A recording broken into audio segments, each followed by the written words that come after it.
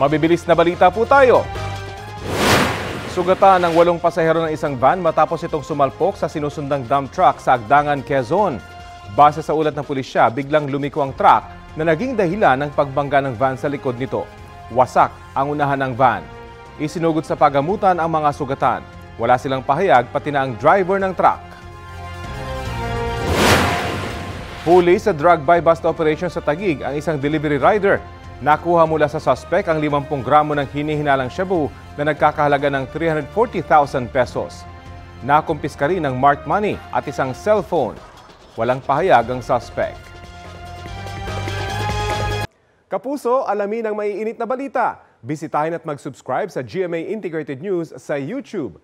Sa mga kapuso abroad, samahan nyo kami sa GMA Pinoy TV at sa www.gmanews.tv.